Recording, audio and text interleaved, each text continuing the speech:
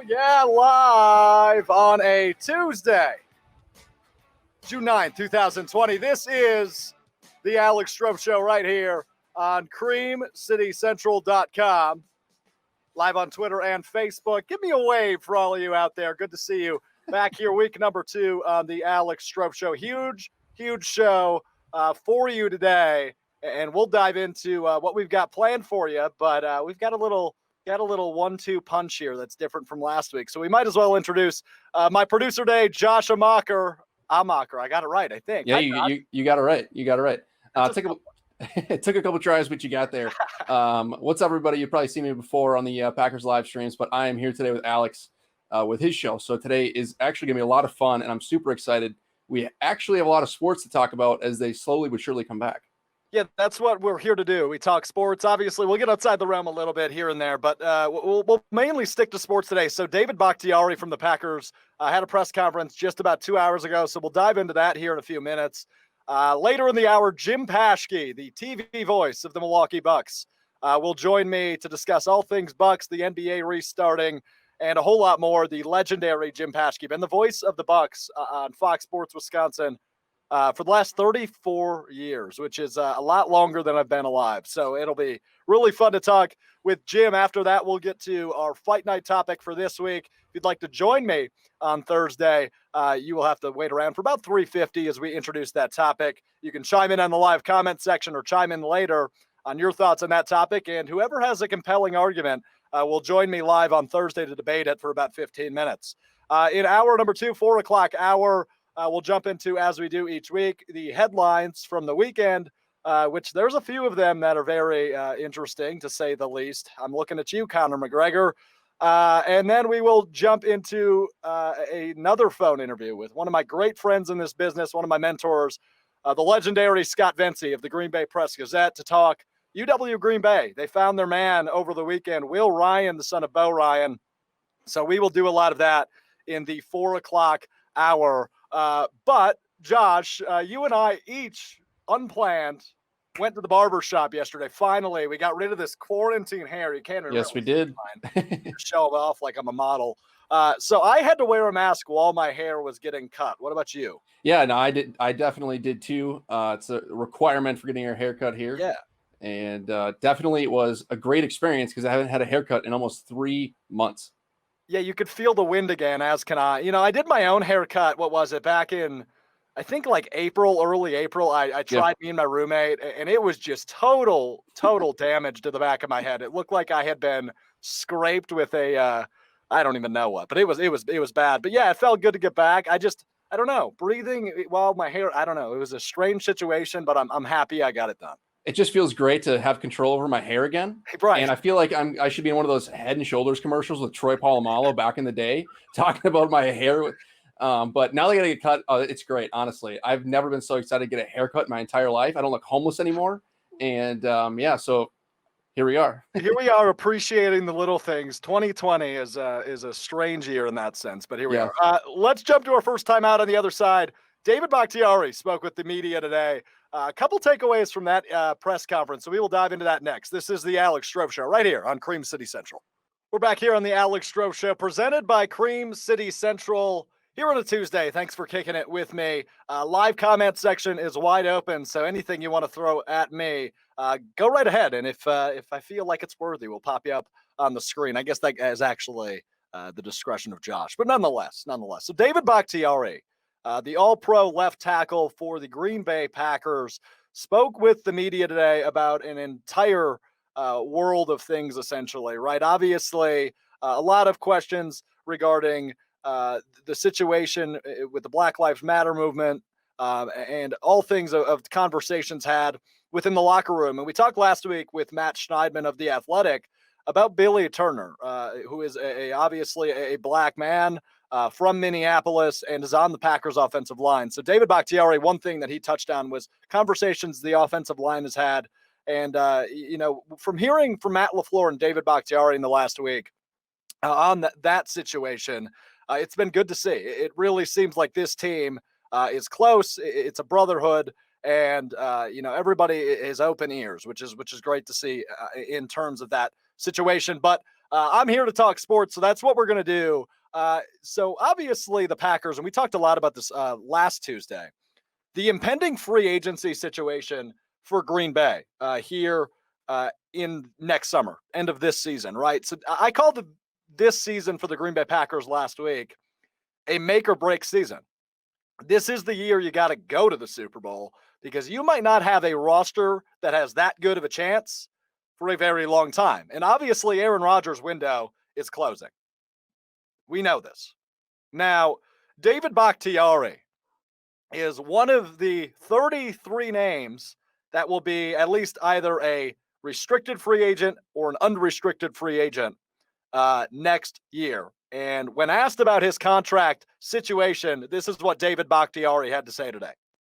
Even if I were to be talking, I wouldn't disclose that information. So that doesn't lean towards one side or the other. As far as the season goes, I mean, yeah, I think I'm open to anything. But at the end of the day, I looked at it how I did in 16. I'm not gonna. I mean, I get paid to play, and I'm the left tackle. I'm under contract for another season, and that's what I'm focused on. And whatever the organization decides that they want to do moving forward with me, we can have that conversation. So obviously, David Bakhtiari taking the high road, doesn't really want to openly discuss contract negotiations, the contract situation. And look, I get it, right? We all get it. I'm not coming to you. You're not coming to me talking about my contractual situation with my job. Obviously, David Bakhtiari is a bit different than me, but at the end of the day, he doesn't want that being public, at least not right now. So the one takeaway from that, or one of the two takeaways really from that, is it doesn't sound like there is any negotiations going on, because the first thing he said was, even if I was having those conversations, I wouldn't talk about it. So obviously, with everything going on, David Bakhtiari's contract year is not at the forefront of the situations for Green Bay management, and rightfully so. But the other thing I noticed there was, as he took the high road, he did it very Coach Doug's style. So for those of you familiar with Big Cat, Barstool Big Cat, over 100,000 people watched this dude play NCAA 14, the video game, over the weekend, the national title game. And leading up to that, people were, and look, he's a satirical, comedic sports personality, Big Cat is, if you're not familiar. And people were just berating his Twitter mentions, saying, oh, you're headed to Wisconsin after this game, because that's where he attended school. And he replied to every tweet just about. I mean, like 100 tweets with, I am the head coach of the Tennessee Volunteers. And did you hear the little Coach Doug's like thing that David Bakhtiari said there? I mean, I get paid to play, and I'm the left tackle. I'm under contract for another season, and that's what I'm focused on. And I am the left tackle of the Green Bay Packers. Yes, you are. And a very good one at that. Obviously, David Bakhtiari now 8 years in already, which just seems insane to me, because I remember when they drafted him like it was yesterday. And already in his 8th year, David Bakhtiari, one of the great offensive linemen in the National Football League. And David Bakhtiari, along with Corey Linsley and Lane Taylor, all going into contract years. Other names for the Packers going into contract years: Kevin King, Alan Lazard, Jamal Williams, Aaron Jones, and the list goes on and on and on. 33 guys that are looking for new contracts, at least in some capacity next year. Tim Boyle's on that list too, but I assume he won't make the roster. Robert Tonyan will be a restricted free agent after 2020. So when I say this is a make or break year for Green Bay, I don't look at it any other way. It's year 2 of an offense, and we'll get into year 2 of the offense and what that will look like here in a little bit. But it's year 2 of an offense. It's year 2 of a guy that brought you to the NFC Championship game a year ago. And nobody saw that coming. Nobody saw the Green Bay Packers rattling off a 13-3 season and going to the NFC Championship game. I didn't see it. You didn't see it. Josh didn't see it. Nobody saw it happening. 13-3 season, for Matt LaFleur in his first year was not expected. But it's what happened. And now that's reality. This team is coming off of an NFC championship run. And once you're there, you want to go back because you want to win that freaking ball game. So obviously that is a very important situation to every player on this team. And we'd assume management too.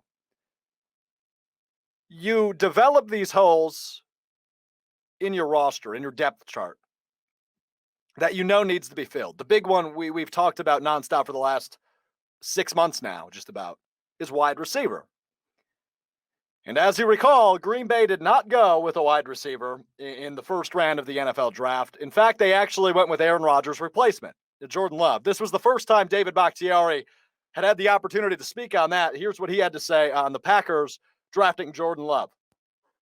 I mean, I'm indifferent. I think my goal throughout my career is always to look at this as, to not let my emotions get the best of me in the business setting, to understand, I know we do play a game, but it is a business at the end of the day. I was more shocked that they traded up, but I mean, how I feel about the pick doesn't really matter because I'm not in charge of building of the roster. So I don't think that wherever my point is, my goal is my job is to protect the quarterback and open up holes in the run game and do my job and make sure I'm out there on Sundays. That's what my job title is. So I try to do that to the best of my ability and only control what I can control.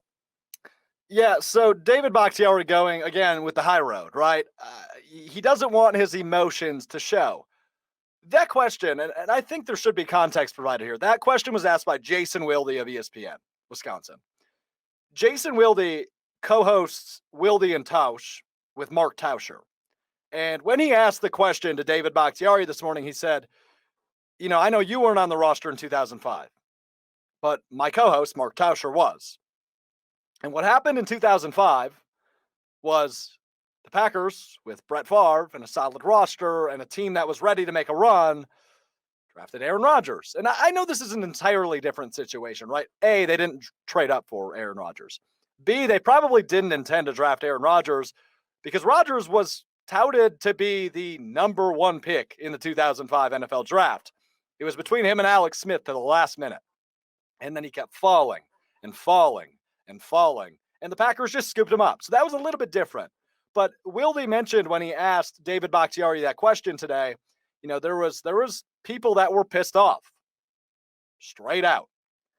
And David Bakhtiari did not try to refute that was the case. He said, I try not to let my emotions show. Of course you're pissed off when Jordan Love gets drafted. Although I've said since it's happened, I'm a big, big fan of that pick. I was advocating for that pick. I wasn't advocating for them to draft up for him or trade up for him, but I was advocating for that pick. And David Bakhtiari says his job is to protect the quarterback. And again, rightfully so, because it is. That's QB2, though, as we head into the 2020 season. Let's hear what David Bakhtiari had to say about QB1. From the encounters that I've had with Aaron, I mean, he's out here, he's trained. We've been working together for a while, and I can just reflect on even today. We were out there running around today on our conditioning day, and I mean, guy still got his wheels. I'm proud of him on that end, and we still compete, and I know that fire still burns in him deep, and he still will, in his own way, make sure that he'll still try and win in every facet. So he's the most competitive person I've met, and so I always expect the most out of him because I know that he can, at least for my expectations, that he can deliver on that end. And he can. Aaron Rodgers absolutely can. He called him the most talented person he's ever seen. I mean, it's true. Aaron Rodgers, and this isn't really a debate in my mind, Aaron Rodgers is the most talented quarterback in NFL history. And to bring in a guy to replace him, is that risky? Sure. Do you risk pissing him off? Yes. I don't think Aaron Rodgers is going to run from competition. It's not even that yet, but he's not going to run from a guy that's eventually going to take a spot. He's going to put 2 feet in the grass and say, all right, this is my team. Let's go win a freaking Super Bowl. And that's got to be Green Bay's mission in 2020. It has to be. It has to be. It just has to be. I have papers on papers of free agents next year. And they're not small names. David Bakhtiari, starter. Corey Linsley, starter. Lane Taylor, very important offensive line piece. Him and Bakhtiari, the two most eldest, if you will, offensive linemen on the roster. Kevin King led the team in interceptions last year. Montrevious Adams, this is a big year for him. Chandon Sullivan, again, another big year. He'll be restricted, though. And we mentioned Jamal Williams and Aaron Jones. We have no idea what that running back room's going to look like. I mean, we know it'll be this. We know it'll be Aaron Jones, Jamal Williams, and A.J. Dillon at least. But what does the future look like if you don't win a Super Bowl this year? You can't afford everybody. You probably can't afford to keep all three. You can probably only afford to keep one of the three, David Bakhtiari, Corey Linsley, Lane Taylor. It's just realistic. And as much as that hurts to say, because I am a diehard Packers fan like each of you, but you can't afford debatably the best left tackle in football in David Bakhtiari. You need a center. Corey Linsley's been a good one since he's been here. And Lane Taylor's been around. You can plug that guy in anywhere, and he is a key piece to that offensive line structure. So it is a strong debate. But Aaron Rodgers here, this draft pick has to put some sort of chip on the shoulder of Aaron Rodgers, which if I'm Minnesota, Chicago, or Detroit, I don't want to be playing Aaron Rodgers with a chip on his shoulder. The last time I really remember somebody pissing Aaron Rodgers off and putting a chip on his shoulder was week 1 against Chicago in 2018. You remember what happened that game? It's week 1, first half. Aaron Rodgers gets knocked down. Uh-oh. What do we do here? He goes to the locker room, and all of a sudden, second half, he comes trotting back out, leads the charge, and just dominates the Bears defense. Come from behind win in week 1. And I thought the season was over at halftime because the year before we saw Rodgers go down. And in 18, obviously he played on some sort of hurt leg for the majority of the year. But you put a chip on Aaron Rodgers' shoulder and you're going to pay for it. And in the terms of Green Bay is going to pay for it, they might just get a really, really good outing out of Aaron Rodgers in the year 2020. I see Dwayne Everett chiming in. He says, that's such a homer opinion. I'm not saying Aaron Rodgers is the greatest quarterback of all time. That's not what I'm saying. I'm saying he is the most talented. The greatest quarterback of all time is Tom Brady. It's rings, it's stats, it's tenure, longevity, stardom. It's Tom Brady. You cannot have a list of greatest Tom Brady's the greatest quarterback of all time. I'm strictly talking talent. And when you look at the talent that Aaron Rodgers possesses, you cannot tell me Tom Brady is more talented than Aaron Rodgers. That's not an argument. The only guy that I think that's active that you could throw into that conversation is Patrick Mahomes. For me, it's still too early, but what we've seen in 2 years is an MVP, or 3 years really, obviously a season on the bench, but year 2, MVP, year 3 Super Bowl MVP in a ring. So Mahomes is the only other guy I'd throw in that conversation with Rodgers, talent-wise, Dwayne. Talent-wise. Not greatest, because there's many quarterbacks above Rodgers. Favre is above Rodgers in the list of greatest quarterbacks of all time. I think still. That one's close, but Rodgers still has him, Favre still has him edged on MVP awards. So here is the final thing that we're going to jump on with David Bakhtiari, because I want to dive into this a little bit deeper than the other couple of pieces. And that is, he was asked about year 2 of the offense under Matt LaFleur. Matt LaFleur, obviously an offensive guy. Everybody was worried about this hire a year ago. About last January, I remember. I made a video. I posted on Facebook, Twitter, YouTube, all over the place. Packers hire Matt LaFleur. Don't freak out. You can guess what the comment section were. It was people freaking out. And here are the Packers coming off of an NFC Championship run on a 13-3 season. Here's what David Bakhtiari had to say about year 2 of the Matt LaFleur offense. I do expect a jump because if I were to take my own example and apply it to everyone else, for me, In the first year, it was I need to understand what I'm doing at all times. Now I'm at a point now where I completely understand my job responsibility and all the adjustments that go along being a left tackle. Now I can really take on more of what is the entire concept of the play, what is more Aaron thinking, how are the adjustments, and for a center of like his declaration to IDing fronts, I can take on more of that responsibility. So that was from David Bakhtiari once again today. If you're just joining us here on the Alex Strouf Show, my name is Alex Strouf. Thanks so much for joining us. Jim Paschke, voice of the Bucks, coming up shortly. Now, David Bakhtiari mentioned it there. He's just more comfortable. It's just a comfortability level. That's all it is. And I keep bringing it up. I keep harping on it. 13-3 NFC Championship game. The accolades speak for themselves. Now it's how do you match up with teams like New Orleans and San Francisco? And obviously they beat Seattle in the playoffs, but always a powerhouse in the NFC. Seattle, even Minnesota, you could throw into that conversation.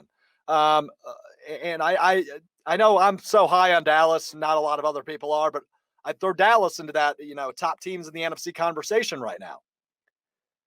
And how do they take that next jump, the Packers, to become, this just unbelievable, powerhouse in the NFC, like San Francisco was a year ago? Because Green Bay won games they should have won last year. They lost a game against Philadelphia they probably shouldn't have lost, but it's a playoff team, nonetheless, not a bad loss. But how do they take that step where it's not a 38-7 blowout against San Francisco? Comfortability helps. Aaron Rodgers with a chip on his shoulder helps. 3 running backs that, and I know I'm speaking ahead of turn in a sense with A.J. Dillon. The addition of him helps with Jamal Williams and Aaron Jones. I think the Packers offense is geared up. I think people are underselling the fact that they didn't go wide receiver heavy in the draft. They got a running back. They got an H-back. They got some offensive line depth. And they made some decisions that they had to make. And I think they were mostly good ones. You and I aren't running the show for a reason. And Brian Gutekunst is. Before we get to a break and Jim Paschke, let's take a look at the Strouf Show Twitter question. It's the Strouf Show Twitter question. Yes! Yes! Yes! Chime in on today's topic at Cream City Central on Twitter. So taking a look at the Cream City Central Alex Strouf Show Twitter poll, how well will the Packers offense perform in 2020 compared to last season? About 40 of you have voted so far, and it's not even close. 74% of you say it will be better. 19% of you say the same, and about 8% of you, and I know those numbers don't add up, but about 8% of you say worse. So we'll take a look at that throughout the show today. And man, oh man, is that an interesting one. Listening to David Bakhtiari today talk about that, because you can't predict it. And the way this offseason has been, nobody's at an advantage. Nobody's had rookie camp. Nobody's had OTAs. Fingers crossed for training camp. But that's not a guarantee at this point. We'll see. We will see. I want to grab Josh quick. Josh, before we have to cut to a break, I want to get your thoughts on David Bakhtiari today, everything, and especially our Twitter poll. I assume you probably voted. I want to know where you went and why. Yeah, I definitely think the Packers offense has to step it up next year. I think they will be better next year. I know you talked about comfortability, David Bakhtiari's role in the offense. I mean, he was right. Last year that Matt LaFleur came in, they had to put in a new offense, or they're transitioning to a new one, I should say. This year is going to be even more different. Right. Although that David Bakhtiari will be comfortable, he's still going to be learning a brand new offense of sorts, because they are going to run the old Kyle Shanahan to LaFleurian offense this season. The old West Coast Mike McCarthy deal is gone. That is going to be no longer in Green Bay. We're not going to see Aaron Rodgers throwing it to, well, what used to be Jordy Nelson for 70-yard touchdowns. It's going to be the Josiah DeGuara, AJ Dillon, Mercedes Lewis show. That's what this is going to look like. And in terms of Bakhtiari being kind of quiet on his contract negotiations, I think you're totally right in that they're not talking right now. Right. I think that Russ Ball, who handles the Packers finances, and Brian Gutekunst are waiting out for a few reasons. A, to see how Bakhtiari performs in a contract year, and B, to see if there even is football. What's the point of really getting a solid contract together when you have no idea if you're really going to even play the game or a full season or what have you? So this could be a turning point in terms of NFL contract negotiations because of coronavirus. Yeah, and how that plays out.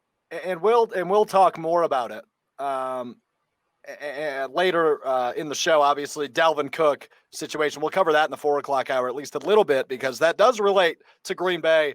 And we'll get into that in the 4 o'clock hour. But we got to jump to a break. Jim Paschke, the TV voice of the Milwaukee Bucks of the last 34 seasons. That's longer than I've been alive. I'll say that again. Joins us next. This is the Alex Strouf Show on Cream City Central. We welcome you back inside the Alex Strouf Show here, presented by Cream City Central. And oh boy, is it about to get fun up in here. On the phone line, we've got the play-by-play voice of the Milwaukee Bucks for the last, not 10, not 20, not 30, not to age of Jim, 34 years. He called the only no-hitter in Brewers history, and a friend of ours here at Cream City Central. We welcome the great Jim Paschke. Jim, how are you, my friend? Thanks so much for taking some time. Alex, it's great to be with you. I'm doing well, thank you. It's so good to hear your voice, Jim. I've missed it so much, man. What the hell have you been up to the last crazy 3 months? Not much, actually. Trying to stay busy, trying to read and stay up on things, but this has been something different. Never had this happen before. We've had lockout seasons, of course, but that was before play began. So this abrupt stop is something new to us all. Yeah, you actually lead me into my very next question, Jim. How does this compare to other seasons? You mentioned the lockouts. It doesn't compare, right? No, I don't think anybody's ever been through this. I don't remember any other situation in pro sports, at least in my life, Alex, where seasons were abruptly stopped and you stayed home for 10 weeks or 11 weeks, whatever it is. I don't even know what day it is. But no, this is totally different. And I know you're going to ask me about the asterisk, and I may as well just bring that up. You know, people say all the time, should there be an asterisk on the NBA champion this year? My point might be there could be a star next to the NBA champion this year, because this is so unusual, and it will take an awful lot for a team to get back and maintain what it had before. The top teams, they were in line for a great season. They were in line for playoffs. It was all building, and that's a cumulative effect.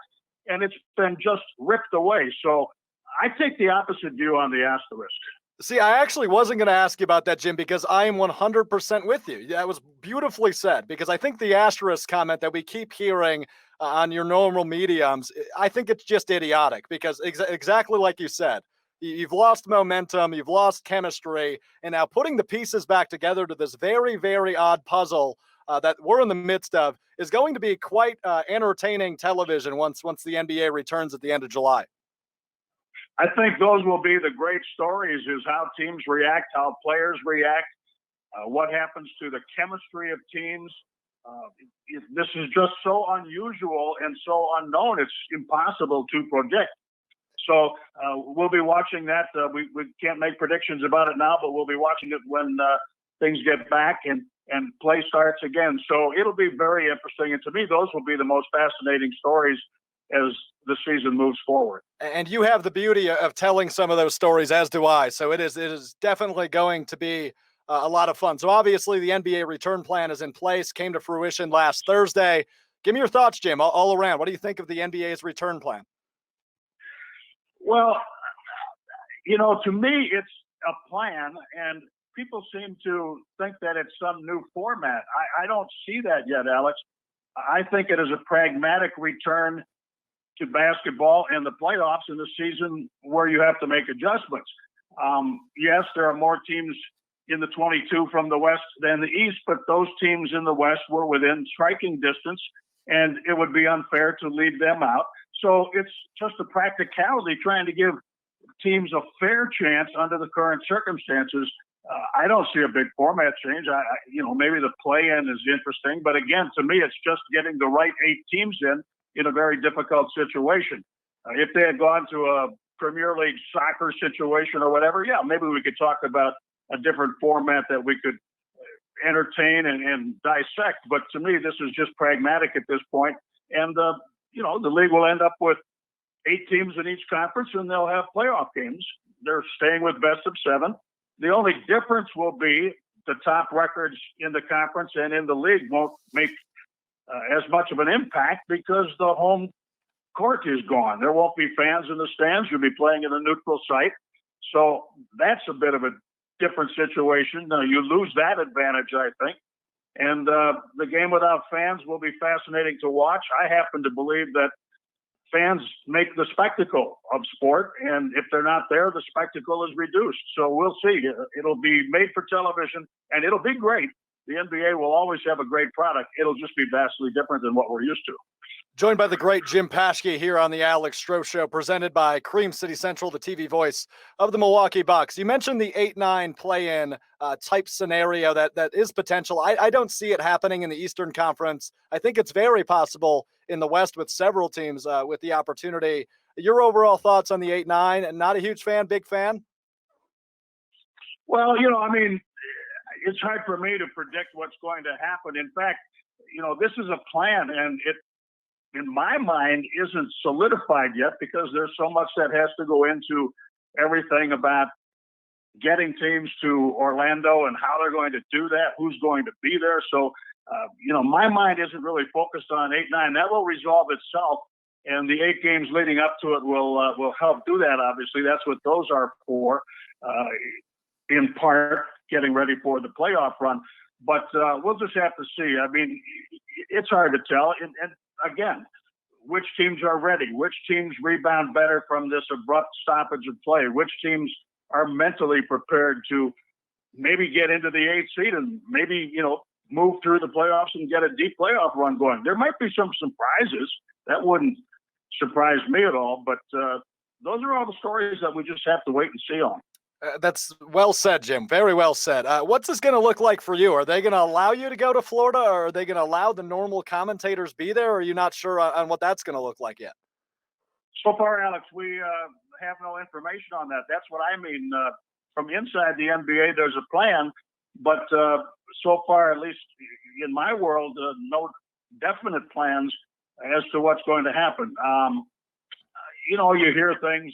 We may do games off monitors from a distance, and we may not be in Orlando. I don't know at all, but it's about safety first, and our league was the first league to close down due to safety, and our league will do all of the right things when it comes to keeping the players and everyone involved safe and healthy through this as they try to get sports back and get things somewhat back to normal. I don't know how long it's going to take to be fully back to normal, but this is a start, and we're all happy about that. Fingers crossed we eventually get there, but who knows if we ever will. You brought up the league and how they were the first to cancel. They're the first, well, not first, but one with a real plan in place. I've always been very open about Commissioner Silver, and I think he does a really, really nice job with the league. From what you've seen from him in his office through this whole period, talk to me about Commissioner Silver. Well, Adam would want me to immediately say it started with Commissioner Stern, Alex.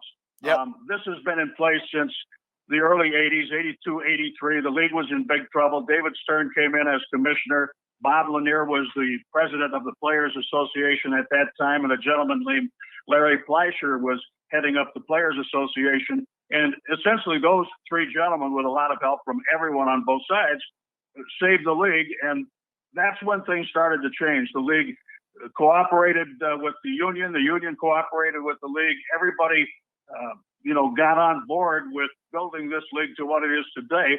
And Adam has inherited that, and he would tell you that he's a little bit different in his approach perhaps than Commissioner Stern was. But when it comes to what the league stands for, what the league tries to do, what the league does in terms of social responsibility, on and on and on, Adam has inherited a pretty good situation, and I'm a big proponent of what the NBA is and what the NBA does. I think it's the greatest league we have, and it's a very well-run organization, and I'm very proud to have been part of it for as long as I have been. Very privileged to be part of an inclusive league, and a league that is constantly trying to do the right thing in so many areas of life. Again, well said, Jim. I gotta throw this at you, regretfully. I have yet to be in Fiserv Forum, Jim. I have not made my way to Fiserv yet. What's it like in comparison to the BMO? Well, it's a state-of-the-art arena. It's fantastic. You can't say enough good things about Fiserv Forum. I can't wait to get back there. I miss it. I believe it. It's a great venue for basketball. It was built for basketball. The sight lines are terrific.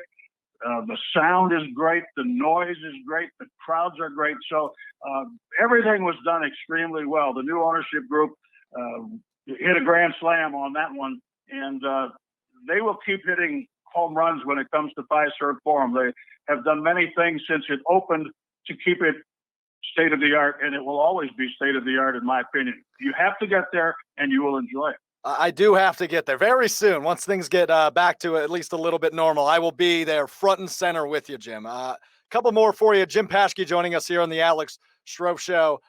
This has been brought up the last few weeks because I think we're all so damn bored, Jim, and this debate has come out of thin air, and I want you to shut it down for me. This Giannis versus LeBron for MVP, it's not close, right? Well, LeBron has had an incredible season. By all means. And he will get votes, and he deserves those votes. Of course, I think that Giannis has had an even more unbelievable season. When you look at what Giannis has done statistically, Alex, it's phenomenal. I know. It's dominant. He's done things that maybe great players have done before him. He's done a lot of things that no one has ever done before. But here's why he's my MVP. He's playing less than 30 minutes a game. He's putting up incredible all-time numbers in 30 minutes. And there have been very few players in the history of the game that have done that, if there have been any. So always look at the minutes. And when you look at Chris Middleton's production, look at his per 36.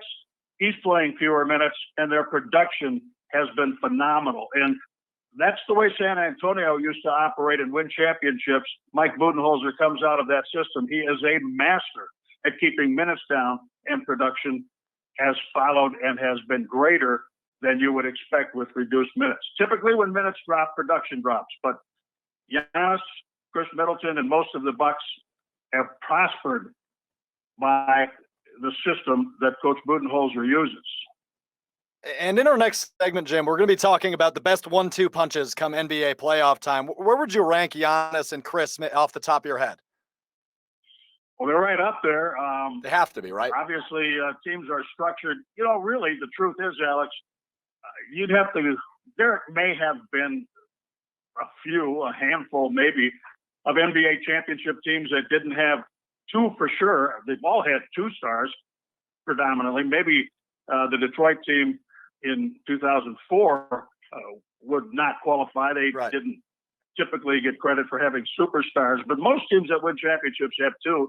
And if you really look closely, there's always a third too. So the teams that win have two and probably three excellent elite players, and the Bucks have two, and the Bucks have more than two, and that's why they are 53-12 so far this season, and why they are still probably one of the favorites to potentially win an NBA championship.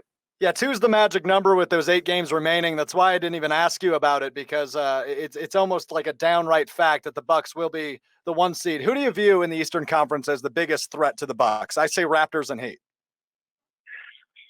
Well, Miami is interesting. The Bucks struggled against Miami this season. That team plays very hard, and they are extremely well coached, and they gave the Bucks some trouble. If they would face Milwaukee in the playoffs, it would be an interesting series. I'm not discounting Boston. I think Toronto is well coached, and obviously they have a very good team too. So I would say Milwaukee, not in any particular order here, but Milwaukee, Boston, Toronto, and then I put Miami in there. Miami is the surprise in the Eastern Conference this year for me. I thought maybe Indiana would be the surprise when I was looking at things last July and August, but it turns out that Miami jumped in there as one of the better teams of the conference. Absolutely. Last one for you, Jim, and this is switching gears a little bit, obviously, given the current state of our country, but you've always mentioned, Jim, how important Milwaukee is to you. And this weekend, Giannis and company, many players from the Bucks led a charge for a peaceful protest in Milwaukee. Your thoughts on this? Pretty amazing, right? Well, again, it starts at the NBA level, and it has filtered down beautifully, and it's always been a situation where the Milwaukee Bucks are part of this community, a meaningful part of this community. So nothing has really changed. The circumstances change, the need changes, but what the team does and what the league does has been very consistent. So I stand behind that. I back that up 100%. And, it's been phenomenal. We go through difficult times in our lives. We go through difficult times as a country, but I always see good things happening, and the Bucks and the NBA have been right in front for me again. As always, beautifully said. Jim, you stay healthy, my friend. Stay safe, and hopefully next time we chat, we're raising a banner in Fiserv that I will eventually get to. Wouldn't that be great, Alex? Anytime. I'd be happy to join you again. Thanks for having me on today. Thanks so much, Jim. That's Jim Paschke, TV play-by-play voice of the Milwaukee Bucks, joining us here on the Alex Strouf Show. And man, oh man, isn't he fun?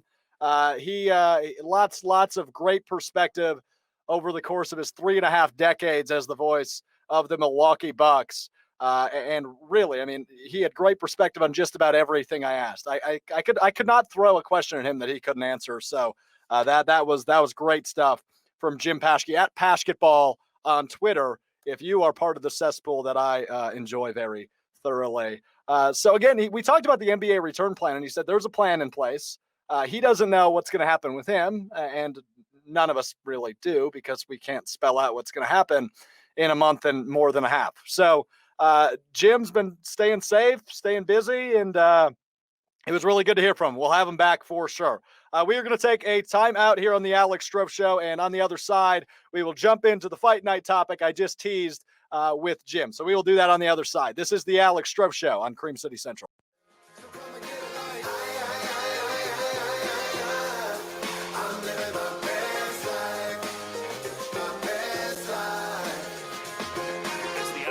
Show, presented by Cream City Central.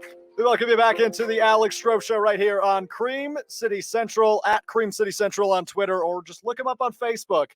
Don't forget about our Twitter poll today. How will the offense for the Packers look in year 2 under Matt LaFleur? You can go find that at Cream City Central on Twitter. We will get into those results at the end of today's show. Thanks again to Jim Paschke for hopping on with us for a good 20 minutes. Man, that was awesome content. Really, really thrilled about that. And like he said, we will have him back, because Jim been a great friend of Cream City Central for the last several years. So once basketball comes back, his phone will be ringing. But nonetheless, it's time to switch gears. Let's jump into today's fight night topic, which you can chime in on in the live chat right now, or you can chime in later. So let's do it. And whoever makes a very good case, compelling argument, you'll join me on Thursday, live on camera. Your pretty face will get to be featured alongside mine. And like Alex Cook got to do last week, you get to tell me my blasphemous take is just that, and that I'm a complete idiot. So the topic this week, as I mentioned with Jim Paschke there just a minute ago, is who is the best 1-2 punch heading into the NBA playoffs? Because the options are just about limitless. They are limitless. I mean, I'll just name a couple on the West side of things. You got a team on the outside looking in with CJ McCollum and Damian Lillard. Pretty good 1-2 punch. Teams that are in the inside are, of course, the Lakers, and you've got a couple guys by the name of LeBron James and Anthony Davis there. You could go in the same very arena with Paul George and Kawhi Leonard, the reigning Finals MVP.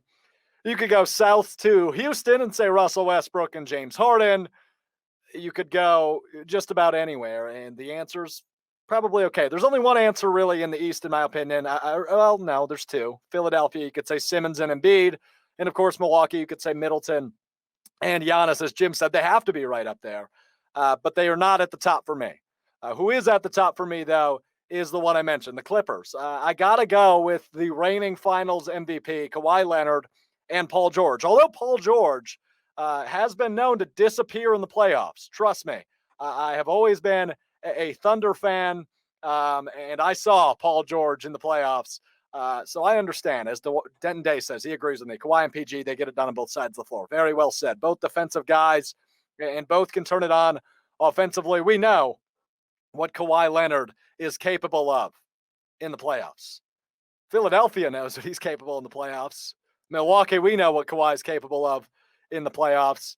And obviously, Golden State found out what Kawhi was capable of in the playoffs last year. I think it's got to be PG and Kawhi for me. I think that's the easy answer. But looking at the other answers, LeBron and AD, can they turn on? They've got the 1 seed right now in the Western Conference after not making the playoffs a year ago. So this addition has helped LeBron tremendously because, as we also talked about with Jim Paschke, with the addition of Anthony Davis and obviously the lack of injuries this year for LeBron, he's right back into the MVP conversation. And you could make the case for Milwaukee too. Giannis has been the best player this year.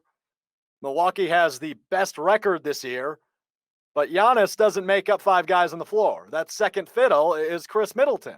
So there's a very good case to make there too. I don't think there's a wrong answer here until obviously we see which 1-2 punch hoists the O'Brien.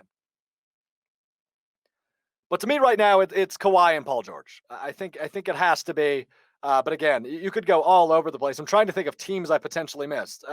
Brooklyn will not have Kyrie and KD. Otherwise, that'd be a very good answer.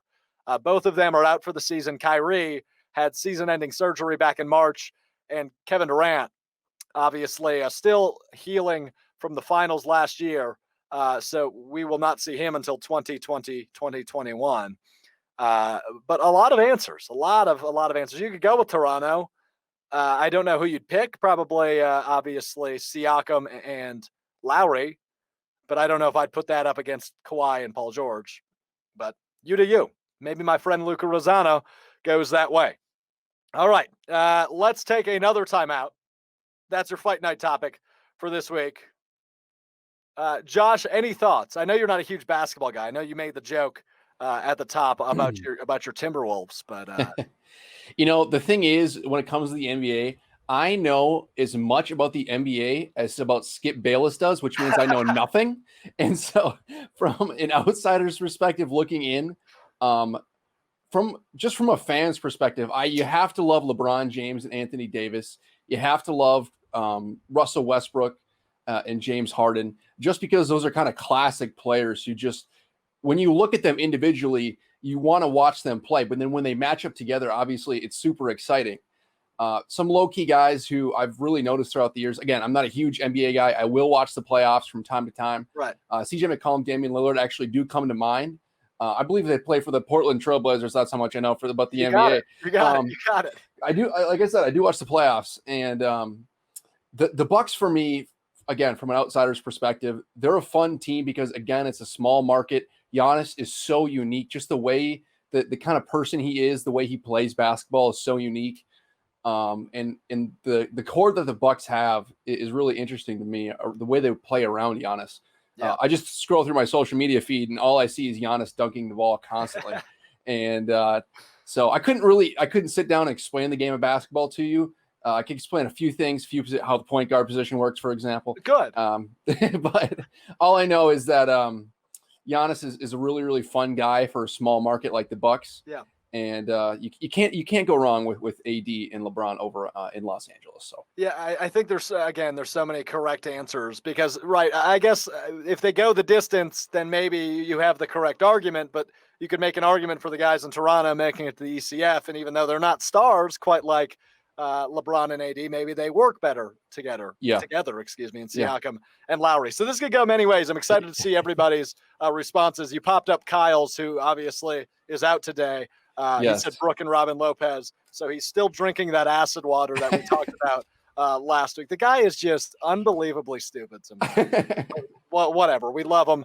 All right. Well, we're going to take another break. And when we come back, we've got 4 p.m. headlines. We've got UW Green Bay hiring their new head coach. We've got Scott Venci in that hour, as well as the final results for today's Cream City Central poll, which you can find at Cream City Central on Twitter. So a whole lot in hour number 2. Don't you dare go anywhere. This is the Alex Strouf Show on Cream City Central. We welcome you back inside studio number 3 here in Stevens Point, Wisconsin. This is the Alex Strouf Show presented by Cream City Central alongside my good friend Josh Amacher on the sticks today for us. It's time for 4 p.m. headlines. So Josh with the news. Yeah, so if there is one organization in professional sports that loves the drama and the hype, it's definitely the UFC. Yes. And the one thing is with these dudes is I would never mess with them. I never would want to get on their bad side. We all saw that video probably a year ago now, maybe a little bit longer, of Conor McGregor beating that dude up on a bus and the whole thing in the tunnel. And everything is dramatic, but again, everything is all about the money. We've seen this with Floyd Mayweather. There's been talks of Floyd Mayweather coming back. No, Mike Tyson coming back from retirement. Excuse me. The dude's working out like crazy. It's all over the place, man. Yeah. And now we have Conor McGregor announcing that he's going to retire again from the UFC. I don't know about you, but I don't buy it. This is according to ESPN. McGregor said the game just does not excite me, and that's that. All this waiting around, there's nothing happening.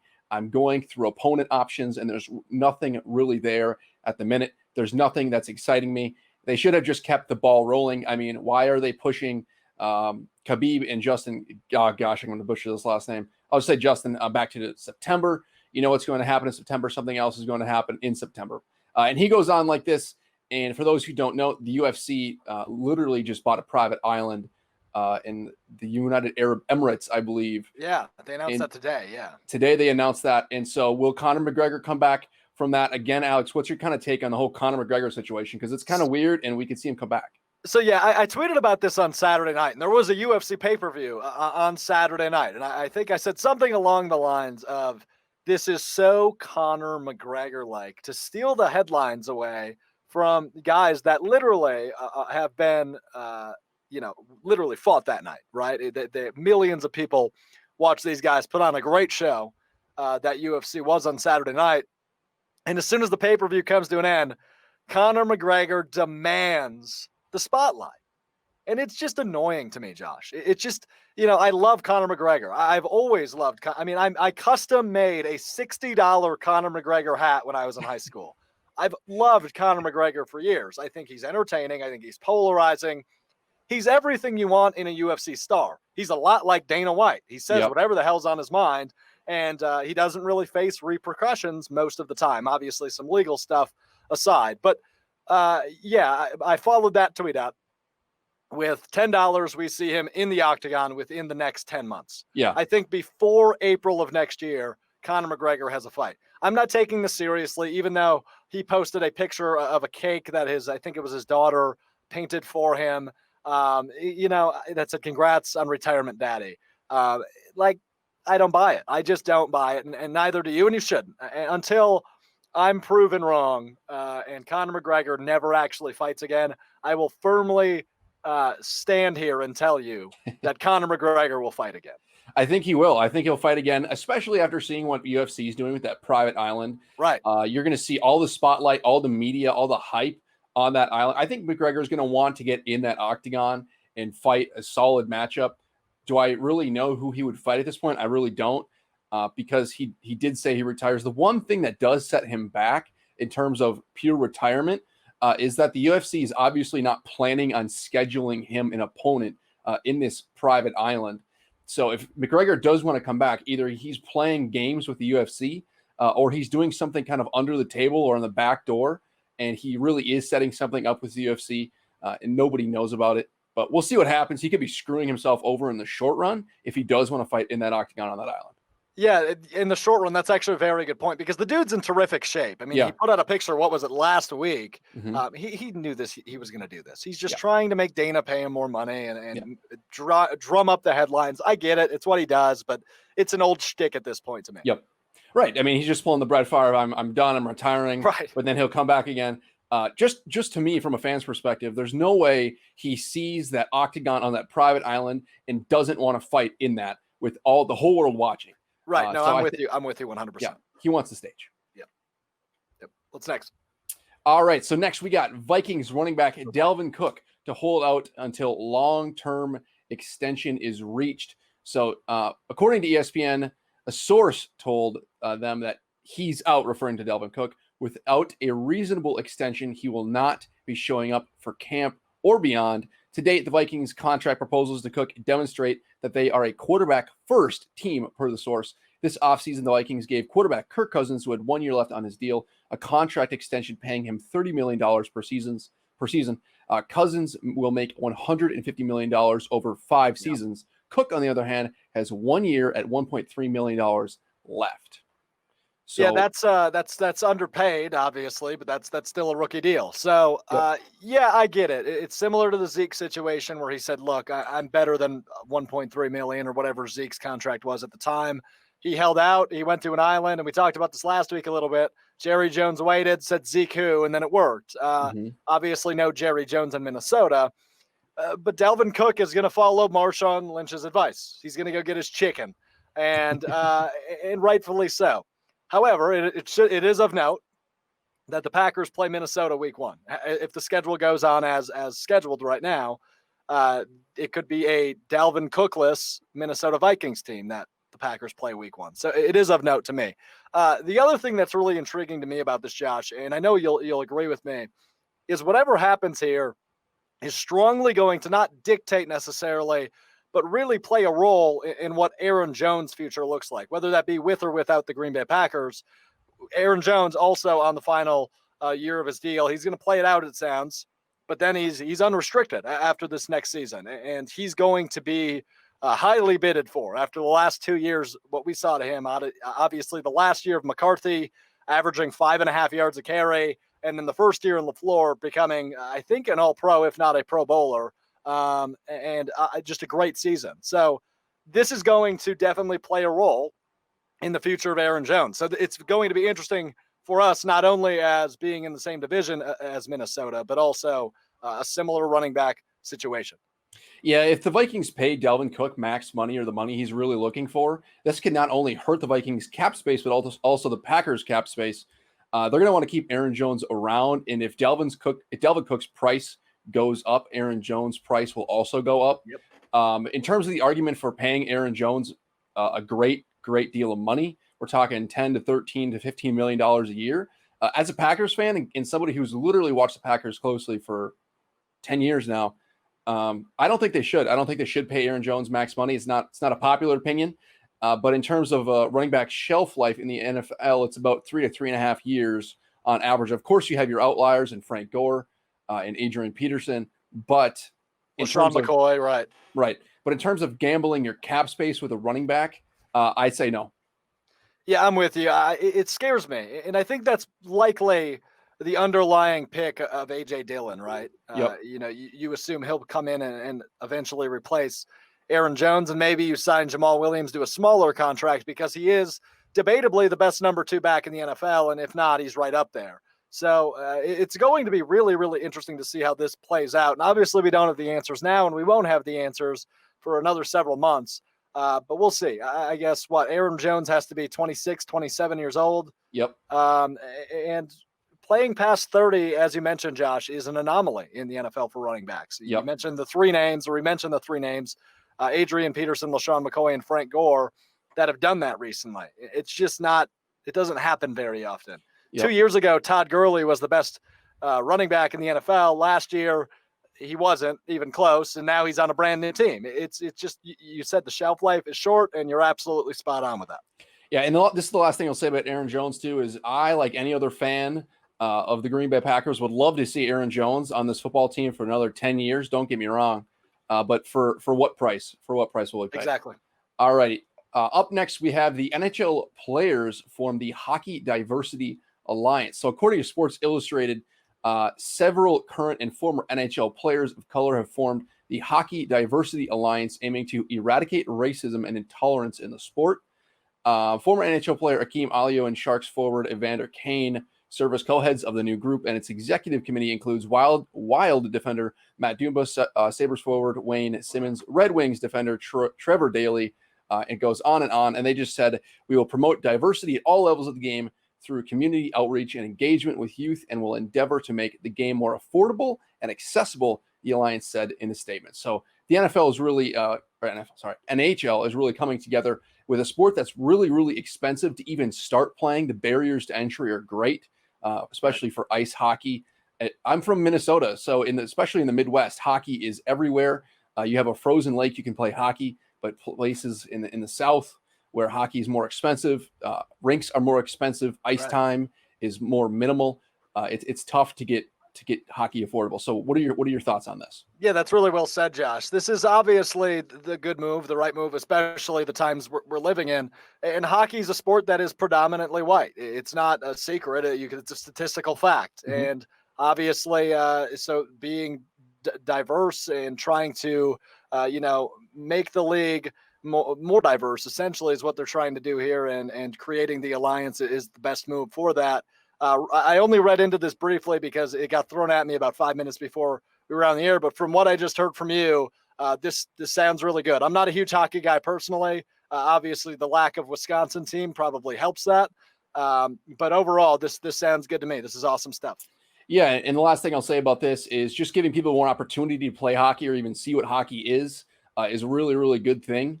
The NHL is, in my opinion, the smaller of the four major sports in the United States. Right. And they need to the only way they can grow the NHL really is just giving more opportunities for people to play hockey, because it's tough to get into. Yeah, that's well said.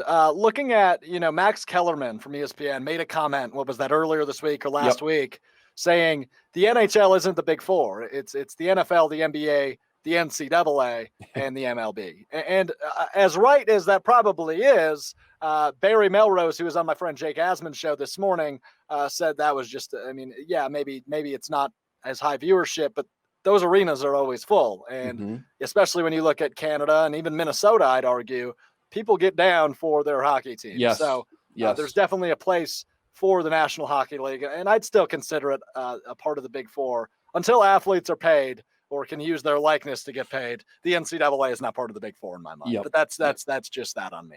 Mm-hmm. I agree. Cool. Well, thank you, Alrighty. Josh. Yeah, no problem. Cool. And that is the news, and lots more to dive into here as we are well into the 4 o'clock hour. We'll be joined by Scott Venci of the Green Bay Press-Gazette here in about 15 minutes, maybe a little bit shorter, to discuss all things UW Green Bay. But I want to bring you up to speed on this UW Green Bay situation. So for those of you that have not seen this yet, if you go to creamcitycentral.com, I wrote a piece that was published last night called The Wacky Unprecedented Path That Led UW Green Bay to Will Ryan. Now, Will Ryan was hired as the new head coach of UW Green Bay. Over the weekend, it was made official. Scott Venci was the one to break the story. Thus why we're bringing him in here later in the hour. But it's just an all-around confusing move. Will Ryan, though, let's focus on that part of it. We'll get into more of the back end and the whole story of how we got here with Scott Venci. But Will Ryan, the son of Bo Ryan, obviously. You recognize that last name if you're from Wisconsin. The legendary former Wisconsin coach previously to Greg Gard, was the coach of the Final Four and then national championship runner-up team. And then he stepped down the year after that, giving his job to Greg Gard. Will Ryan is 41 years old. He was just at D2 Wheeling University in West Virginia after serving as an assistant at the University of Ohio from 2014 to 2019 and North Dakota State from 2007 to 2014. So this is his first D1 head coaching gig. He's been an assistant at the D1 level and was a one-year head coach at the D2 level. He posted a 14-13 record, so a game over 500. But to my understanding, he inherited a program that he really had to throw together last minute. I think it was a similar situation to this. Now, obviously, Will Ryan will inherit some really solid pieces coming to Green Bay.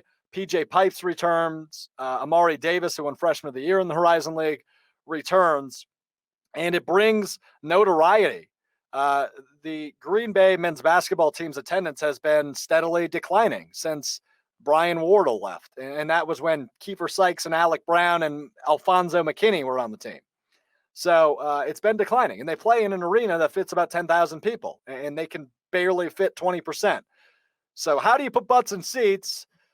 You hire a name a lot of people recognize. It's not that Will Ryan doesn't know basketball, because obviously he does. But the notoriety and the familiarity with the name helps. So let's hear what Will Ryan had to say. This was released over the weekend after his hiring became official by the University of Wisconsin Green Bay. Hello, Green Bay basketball fans. My name is Will Ryan, and I am excited to announce that I am your new head men's basketball coach. It's an honor and a privilege coming back home to the great state of Wisconsin to lead the Phoenix. My family, my wife Emily, 3 sons, Owen, Liam, and Callan, and I are looking forward to being a part of the wonderful Green Bay community. My first order of business this day and going forward is to concentrate on our players. As a team, we will proudly represent Green Bay. You can plan on seeing a group of hardworking, unselfish young men play for the good of the team, game in and game out. I hope to one day soon meet all of you, but until then, stay safe and go Phoenix. So that is new head men's basketball coach at the University of Wisconsin, Green Bay, Will Ryan. A D1 program, a mid-major, a team that was in the NCAA tournament back in 2016 after missing it 20 years straight. And they fired the head coach that brought them there just 2 years later. It's a very, very weird situation. I'm hoping Scott Venci can clear some of it up. But that's where we're at. Bo Ryan was on. I brought up Jason Wilde and Mark Tauscher, their show on ESPN Wisconsin last hour. I'm going to bring it up again. They had Bo Ryan on today. And he talked about Will being hired. And obviously the possibility of Bo Ryan becoming an assistant coach. Well, I don't see that likely. And while Scott Venci has reported he doesn't see that likely, it's an interesting thought. And Bo Ryan mentioned on that show, you know, I was walking out of the room 30 times a game when we would watch him coach at Wheeling because I got so frustrated. So, you know, Bo Ryan still got that high intensity spirit he had while he was the coach of the Badgers. It's fun, man. This is just a very interesting situation because look, a new chancellor started at UW Green Bay on May 1st. A new athletic director came in, I believe it was about 2 years back, by the name of Charles Guthrie. And you had a lot of other key pieces, and you can read more about that on creamcitycentral.com. Kind of a revolving door during Link Darner, now the former head coach of Green Bay, his short tenure there. And he was hired there my final year covering them. You can see some of the credentials behind me. He was hired as the head coach, and he brought him to the NCAA tournament, which nobody expected, right? You lose your star in Kiefer Sykes. You lose your coach in Brian Wardle, who's still at Bradley University.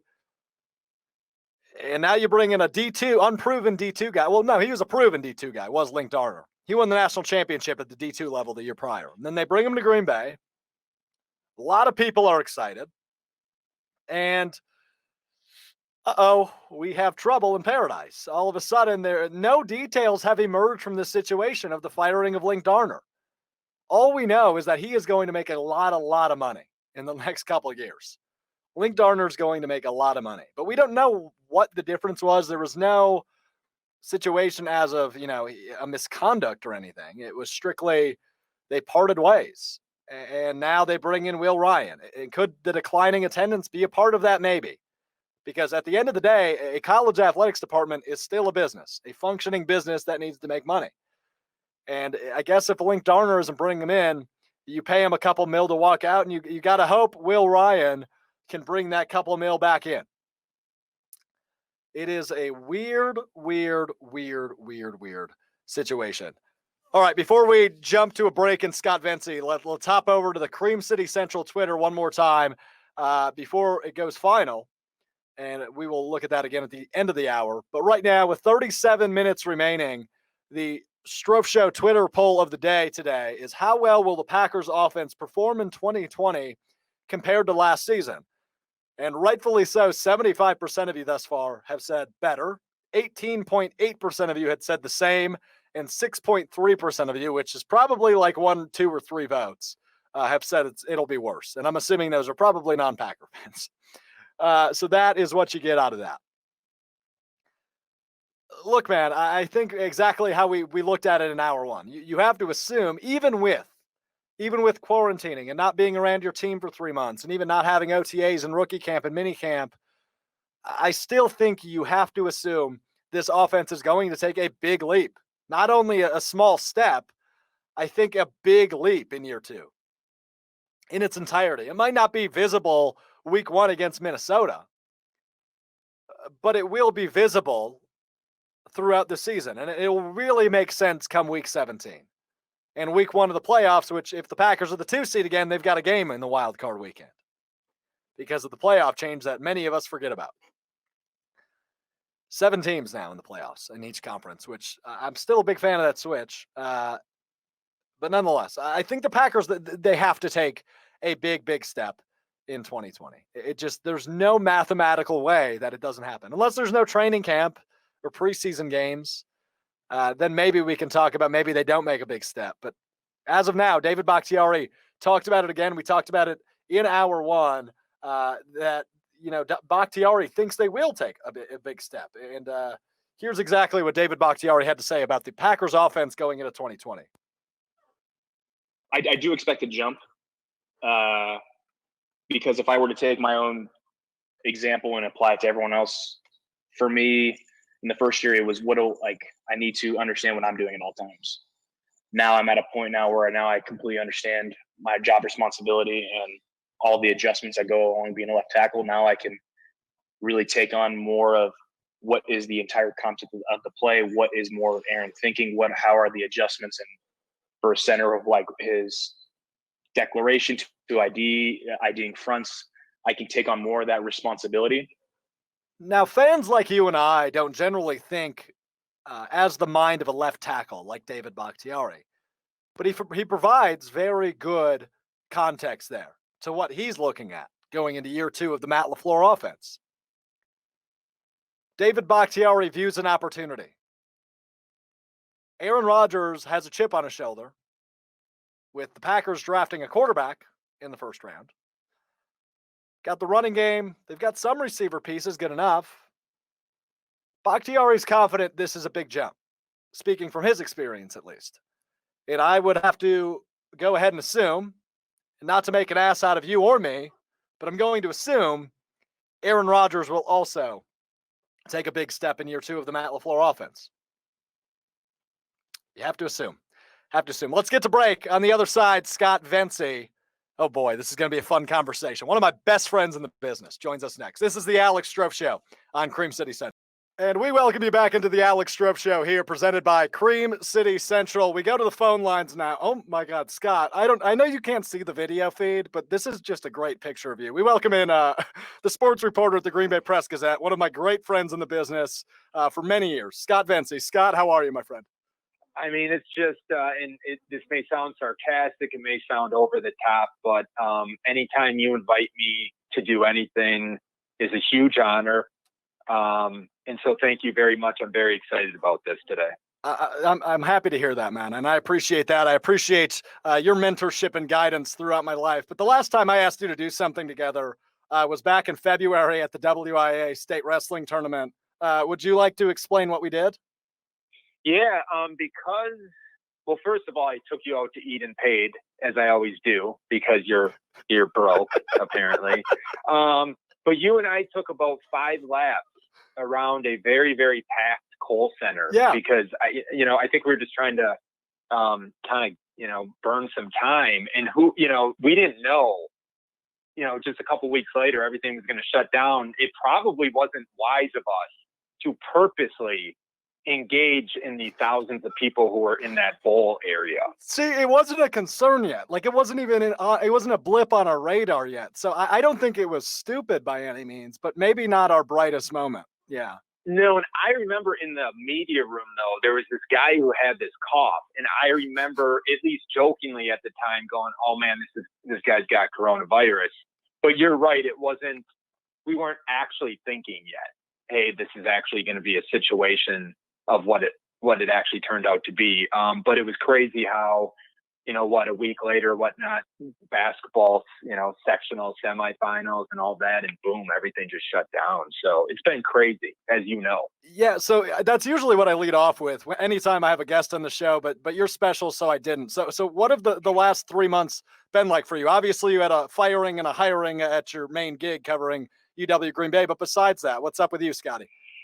It's really been about trying to come up with ideas, obviously with no sports. So, we started doing this thing with our local high schools of, pick the top 5 best athletes from 2000 on. And that's been pretty popular. People like lists, people like kind of remembering some of the great athletes and whatnot. And then really just trying to catch up with guys like a Cole Van Landen, who's now at Wisconsin, but he's a local kid from Bayport, getting a chance to catch up with those guys going into the next season here. And then like you said, this off season for GB basketball has been like no other, in terms of people transferring and then a coach being fired, coaching search. It's just been crazy. So I'm not happy anybody lost their job, but from a coverage aspect, it has given us 2 or 3 weeks of ideas and stories to be able to write that would not have been there.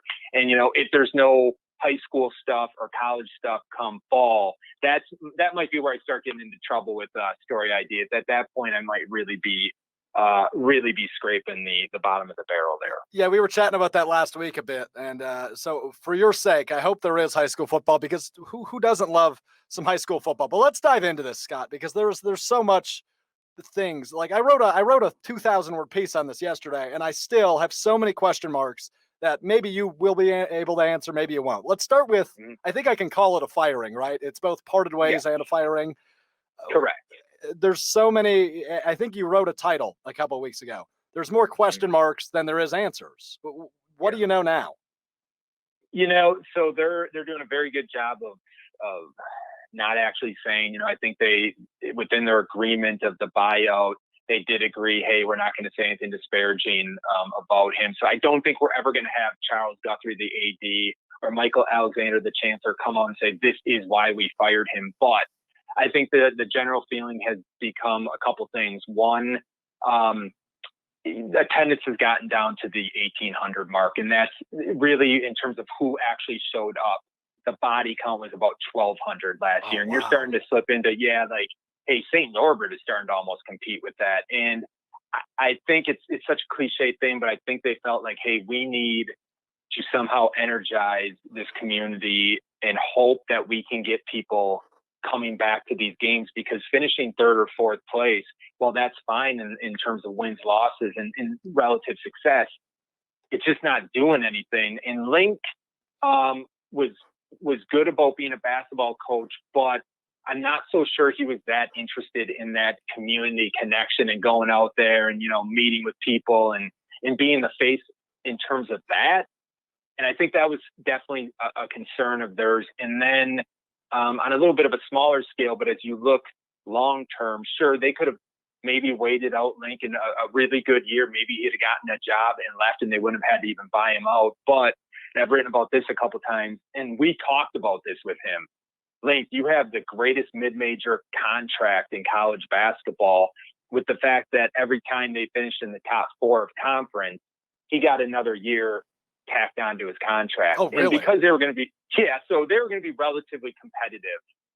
And he was always going to have 5, 6, 7 years left on his contract because of that. And so if you determined and you said, hey, we long term, we don't think Link is our guy, really doesn't matter whether you did it now or 4 years from now, because he's always going to have the same type of contract, unless he would have gone somewhere else because, let's say, they made the tournament, and then they could have gotten they wouldn't have had to pay the $720,000.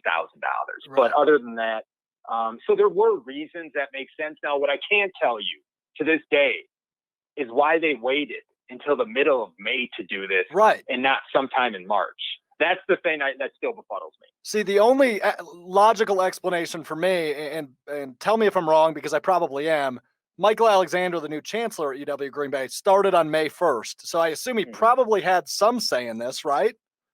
And, I can't say definitively that he did. Okay. But even if it's a athletic director's decision, you have to assume that you're talking to the chancellor about that. And your theory holds just as much weight as anything else, because really nothing changed. And you had Link recruiting some of these guys, like a Terrence Thompson from lacrosse, during April. So, you're not going to have him recruiting these guys and signing them all the while planning on firing him. So it could have been that Michael got in there and talks started, but that's just pure speculation. Yeah, right. I have two more on Link before we get to the hiring of Will Ryan, Scotty. Scott Venci of the Green Bay Press-Gazette joining us here on the Alex Strouf Show. You talked about kind of the revolving door of personnel surrounding Link Darner, during his tenure. We mentioned the new athletic director, new chancellor. Also, our guy, Andrew Gavin, who's now the athletic director at UW Parkside, was replaced in his role as assistant AD for strategic communication. A lot of changing pieces around Link Darner. Absolutely. The AD, Mary Ellen Gillespie, who brought him in and was, a big fan of Link, obviously, when she left for Hartford. Well, now when Charles comes in 2018, that's not quote unquote your coach. Right. Now, contract wise, that also worked out for Link because every time the chancellor or AD also left, he got another year on his contract. Really? So, yeah. How many years did he have left, Scott? Yeah, he had 6 years left. Oh my God. On his contract. And keep in mind, anytime they won a Horizon League regular season championship or a tournament championship, it was actually going to be 2 more years. Oh my. Without question, I sat in Link's office multiple times going, your contract is amazing. It is a great, and it is. It was a great clause that he got put in there in 2018. But anyway, so once Mary Ellen left, now all of a sudden it's like you don't have that same relationship. Does Charles now all of a sudden want to bring in his own person and all of that? So there has been a lot of changing around Link. Look, again, contractually, that wasn't as bad as maybe it would be for some people. Yeah, that was my next question. My last one on in terms of Link, you probably crunched the numbers, I assume. How much money did this fired basketball coach, or how much is he going to make? He's going to make at least $720,000. So he got his first payment last month of $120,000. On January 4th of this next year, he gets another payment, and then there's a bunch of monthly payments of $20,000 for the next couple of years after that. Now, if he doesn't get a job within the next 3 years, which he will, he would get another $240,000. So he could at the end get $960,000, but very likely he's going to take that $720,000 over the next 3 years. And that's whether he gets a job coaching anywhere. If you get hired by IUPUI, and he faces GB next season, not only is he being paid by IUPI, but GB's paying him to coach against them. So he got $720,000 of the $1.3 million, a little bit more than that on his contract left. He made out, now one little tidbit for you, they offered another job within the athletic department to him. And when he declined that was their way of not having to pay the full $1.3 million on his contract. So they were able to save some money based on him declining that reassignment, which would have been, an assistant athletic director type of thing. Now, had he said yes to that, I have no idea what they would have done, because you're not going to pay him $230,000 a year and Will Ryan another $200,000. So Right. It would have been interesting. Very interesting indeed. Scott Venci covers UW Green Bay for the Green Bay Press-Gazette. He's joining us via the Cream City Central phone line here on the Alex Strouf Show. So Will Ryan, it's their guy, son of Bo Ryan. They announced the hiring this weekend. You broke it, and you've done great work through this whole situation. How did the pieces fit for Will Ryan to be the guy they brought in? Will Ryan, I think, fits that exact mode. When we were talking about energizing the community Right. and trying to get people in the seats now. I don't know enough to say this guy's a great coach or this guy's a better coach, but just looking at it, you can see why this makes sense because of what you just say. It's not Bo Ryan, but it's Bo Ryan's kid, and that has offered some sort of excitement and energy in the couple of days since he's been announced. And Bo Ryan's going to be at some games. You're going to have that, and so I think, there are some people who criticize this and go, if Will Ryan's last name was something other than Ryan, he would not have gotten this job, only having 1 year as a D2 coach. And there were other guys, Brad Soderberg, obviously a lot more experience, Right. and Jimmy Foster, but so you add in the fact that you have that Wisconsin tie, that big Wisconsin tie. Mm-hmm. You have a guy who is untapped in terms of, you don't know that you're not hiring the next Tony Bennett. guy who just develops into a huge star, where all these other guys like Brad Soderbergh, listen, you know what you're getting for the most part. But you have all of that. He's willing to come in a little bit cheaper than, maybe some other coaches would have in the past. And you combine then all those connections he has in Wisconsin. And I think they're hoping that will help go from 1,800 people to 25 or 3,000. If this guy's, a great coach, he'll probably be gone in 5 years, but could totally energize the fan base. And so with that, it totally does make sense. That was that hire made sense to me, at least. Yeah, you don't have to say if he didn't have the last name Ryan, he wouldn't have a job, because you're in that building often. I will, though. I will say if his last name wasn't Ryan, he wouldn't have a job. But that's a job in Green Bay, that is. But that's just me. I mean, he went 14-13 last year, Scott. It's an interesting one to me. But we brought up. However, though, go ahead. Yeah, go ahead.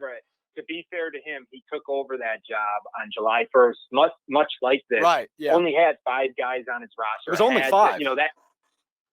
That team was picked to finish last, and he got them to 5th. Now, you are right. That is what people are saying. But the crazy thing is this dude has 12 years of experience as a D1 assistant, has been to the NCAA tournament multiple times. So, but yeah, people are saying that, correct. Okay, interesting. Yeah, I imagine your Twitter mentions have all sorts of fun theories in them. I imagine. Bo Ryan, you brought him up. I know you kind of already either did a tweet or an article. My memory is escaping me. He will not be an assistant on his son's staff? No, and I think that some people wondered, because the assistant coaching pool of money is probably also going to go down in this. So they're like, hey, if Bo will come, you're obviously not going to have to pay him. It's more for the other assistants, et cetera, would also help get people in the seats. But I'm very confident saying that Bo Ryan is happy in retirement, and he will be here to watch his son coach, but he's not going to be on the bench with them. But it made sense. The theory made sense, other than Bo Ryan actually coming out of retirement to be an assistant coach. Do you think he'll sit by you in press row? No, because as you know, my press row is in the nosebleed section. It is. So I can't imagine Bo Ryan walking up those steps of the Resch Center every time. I'm going to say right behind the bench, though, for GB. And he may even give some of the officiating a few words like a dad would, Right. So, just like I did back in high school. I wonder if he'll get ejected from any games like me. You know what would be a great story, wouldn't it? It would. Yeah, it'd be a great tie. Personal tie. Amari Davis and PJ Pipes both coming back for Green Bay. That's obviously an important foundation for Coach Ryan, right? It absolutely was. And Amari, that was the key one. When he last month, May 20th, said he was coming back, that kind of put everything else in motion, because while everybody's important, you can't lose the centerpiece of your team, the freshman of the year in the Horizon League, and a guy who could be a program changer. So when he came back, it's like, all right, if they lose somebody else, it's not going to be as big of a deal. But them getting PJ back, that veteran point guard, that one senior on that team that can kind of be that leadership voice and all that, those two were important. Now, they have lost a couple guys, but mostly these recruits who had committed under Link Gardner, for the most part, the majority are still going to come here. So the losses were there, but it's not devastating in any sense of the word. Well, that's good for Green Bay, most definitely. Scott Venci from the Green Bay Press-Gazette joining us. Scott, last one for you, and it's going to have nothing to do with Green Bay at all. It has something to do with you and me. Typically we do interviews together. Now I'm interviewing you. How'd I do, A, and B, do you have any questions for me?